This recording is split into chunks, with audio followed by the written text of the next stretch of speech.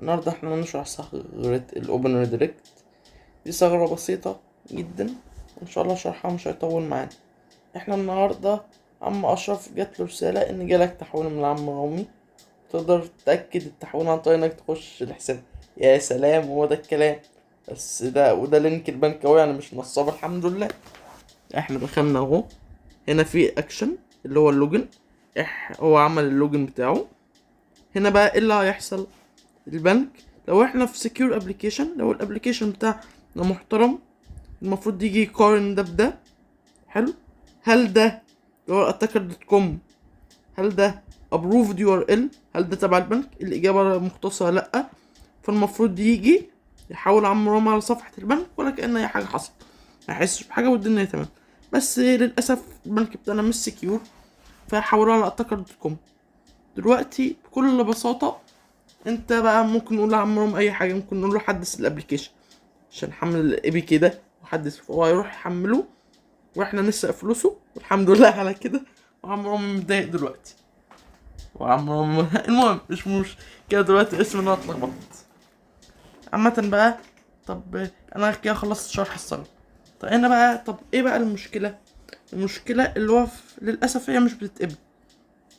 في هاكر وان مش بتتقبل، وفي باك كراود اغلب البروجرامز بترفضها. حلك الوحيد الاكسترن. طب دلوقتي احنا نعمل ايه عشان نتصرف في الكلام ده؟ نعمل اسكليشن، ان احنا نعلي خطورة الكلام ده، ان عم اشرف يمكن يطلع ذكي وبكل بساطة يطلع من الصفحة. لا اعتقد تكون ده من صفحة البنك، فنطلع. اول طريقة هنا الاكس اس اس. تمام. ان احنا نيجي هنا نسحب ده كده، نعمل اي بيلود اكس اس اس دوم طبعا، جافا سكريبت alert 1. لو قبل معانا فبقت اكس اس، الف مبروك، ونقدر نبلغها كاكس اس. بقت في امباكت، نقدر نسرق الكوكيز بتاعته مثلا، نقدر نعمل اي حاجة تانية. المهم مش مشكلتنا دلوقتي. الطريقة التانية، لو هنا في اوس. حلو. لو هنا الابليكيشن نفسي في ساين ان ويز جوجل، فهو ممكن ياخد الريدايركت يو ار ال ده يشفطه حرفيا ويطلعه في الريدايركت بعد الساين ان. فساعتها هو هيطلع معانا توكن هنا ايكوال اي جي مش عارف ايه. المهم لو ده حصل معاك فده كده اكونت تيك اوفر. نقدر نسرق حساب اي حد على المنصة، اي حد يسجل عن طريق اللينك بين قوسين، فنقدر نبلغها كام اكونت تيك اوفر.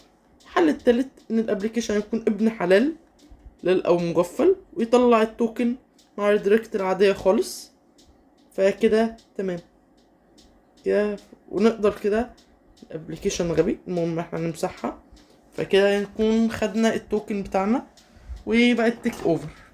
بس على كده، فده الثلاث طرق اللي نقدر نعلي بيها الامباكت ده عشان تتقبل على هاكر وان وعلى باك كراود.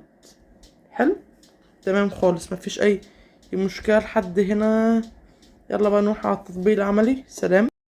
رجعنا دلوقتي بقى في العملي ده، حتى مش محتاج البيرب سويت. حتى احنا هنا اللينك ده، خلي بالك ان في بعض الابليكيشنز احنا حتى مش محتاجين ان احنا يكون في اكشن، احنا ممكن ريدايركت على طول كده. في ابليكيشنز حتى من غير ريدايركت، يعني ممكن اعمل يعني سلاشز واكتب word.com وهيعمل ريدايركت. فهو حسب ظروف الابليكيشن انت بتعمل. ممكن تقرا بورتات عشان تفهم النقطة دي اكتر، انها مش ينفع تتشرح. المهم احنا اهو هنا ده هنا الابليكيشن بين ريدايركت تو جوجل.com. انا اهو هعمل كده بقيت في جوجل. حلو. ده ابسط مثال ليها، ده اللي كده. تعال نشوف لو في اكس اس. انا معرفش يعني، انا هجربها هنا معاكم. دلوقتي جافا سكريبت alert 1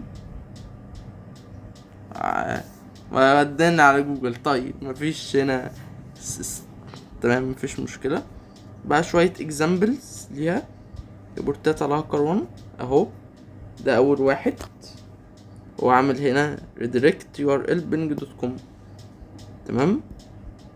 هنا ده في اللوجن واللوج اوت. يعني احنا هنا بص، هنا في البارامتر هنا لوج اوت والاوبن ريدايركت بتاعتنا.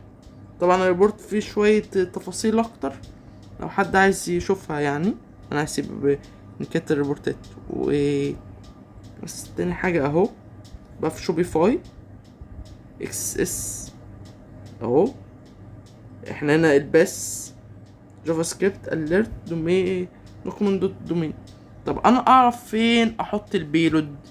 لو انا مثلا ملاقي هنا ريديركت وملاقي بعدها يو ار ال او ملاقي سلاش، يعني هنا بدل ما نعمل من جوجل دوت كوم، تمام، ده هنا ريديركت تو لو في ريديركشن سلاش هلو مثلا، فاحنا ممكن نشيل سلاش هلو دي ونكتب جوجل دوت كوم نجرب نشوف حظنا يمشي ازاي، او اكس اس وهكذا. بس على كده اتمنى يكون الموضوع كان مفيد يعني وفي نوع من الافادة. مع السلامة.